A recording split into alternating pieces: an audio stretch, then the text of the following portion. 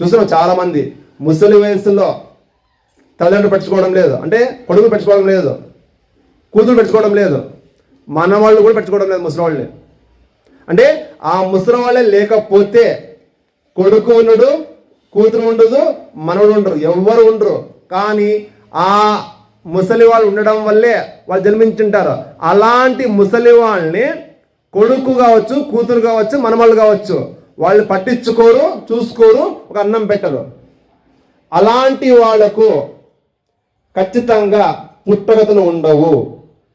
వాళ్ళు ఎన్ని గుడికి గోపురాలు వెళ్ళినా, ఎంత బాగా చదువుకున్నా, ఎన్ని ర్యాంకులు వచ్చినా, ఎన్ని మార్కులు వచ్చినా, అమ్మ నాన్నను, అవ్వ తాతల్ని ఖచ్చితంగా బాగా చూసుకోకపోతే, వాళ్ళు కనుక గౌరవించకపోతే, వాళ్ళు ఎంత స్థాయిలో ఉన్నా కూడా వాళ్లకు ఖచ్చితంగా దిగజారిపోతారు.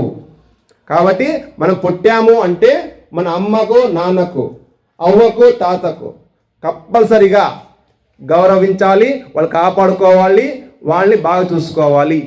ఎవరైతే ముసలి వయస్సులో, ముసలితనంలో వాళ్ళు చేసే స్టాషన్లు కావచ్చు, అవతారాలు కావచ్చు, ఏమేమో చేస్తుంటారు ముసలి వయసులో, వాటన్నిటిని కూడా తట్టుకొని చూడగలిగే కూతురు, కొడుకు, మనవళ్ళు, మనవరాళ్ళు ఉన్నప్పుడే వాళ్ళకు గౌరవం తగ్గుతుంది, వాళ్ళకు బాగుపడతారు, వాళ్ళు ఒక స్థాయిలో ఖచ్చితంగా ఉంటారు.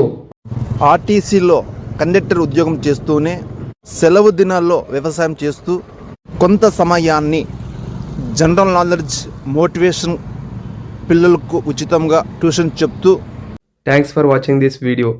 మోహన్ యూవీపీ అనే యూట్యూబ్ ఛానల్లో మోటివేషనల్ వీడియోస్ చేసి అప్లోడ్ చేస్తూ ఉంటాము.